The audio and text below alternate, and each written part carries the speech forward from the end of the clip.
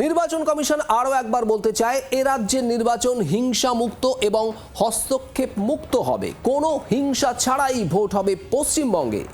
বেলুর মঠে এসে কড়া বার্তা মুখ্য নির্বাচন কমিশনার জ্ঞানেশ কুমারের।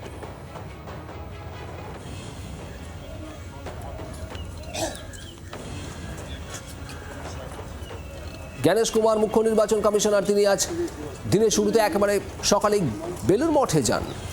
বেলুর মঠে গিয়ে সেখানে বেলুর মঠ চত্বর পরিদর্শন করেন, কথা বলেন সেখানকার সাধু সন্ত সন্ন্যাসীদের সঙ্গে।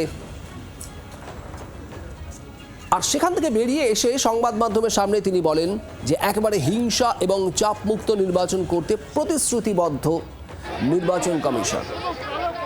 কোনো হিংসা ছাড়াই ভোট হবে পশ্চিমবঙ্গে। গতকাল কালীঘাটে যান, সেখানে পুজো দেন মুখ্য নির্বাচন কমিশনার জ্ঞানেশ কুমার, আর তারপর আজ বেলুর মঠে। দেবব্রত ঘোষ আমাদের প্রতিনিধি রয়েছে। দেবব্রত, আমরা একদম সকাল সকালে দেখলাম বেলুর মঠে যান জ্ঞানেশ কুমার মুখ্য নির্বাচন কমিশনার। সেখানে গিয়ে তিনি কি করলেন এবং বেরিয়ে এসে সংবাদ মাধ্যমের সামনে কি বললেন জ্ঞানেশ কুমার?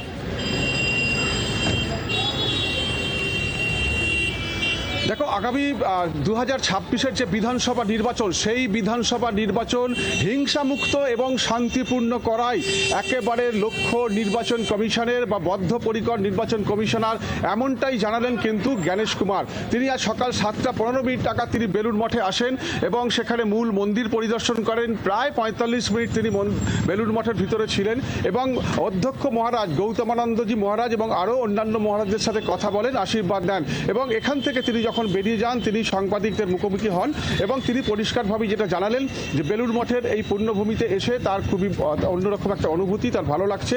তবে তিনি এটাও পরিষ্কার বলেন যে পশ্চিমবঙ্গে যে নির্বাচন, সেই আগামী নির্বাচন একেবারে হিংসামুক্ত করা এবং শান্তিপূর্ণভাবে করা, তাতে কিন্তু বদ্ধপরিকর নির্বাচন কমিশনার। পরিষ্কারভাবেই জ্ঞানেশ কুমার সেটাই আজকে জানিয়েছেন।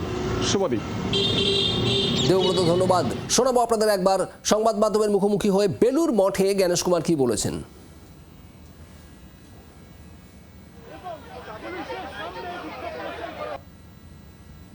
चुनाव आयोग एक बार फिर पश्चिम बंगाल के सभी मतदाताओं को बताना चाहता है कि पश्चिम बंगाल के चुनाव वायलेंस फ्री और इंटिमिडेशन फ्री, न किसी दबाव के और न किसी हिंसा के सफलतापूर्वक संपन्न होने के लिए चुनाव आयोग कटिबद्ध है।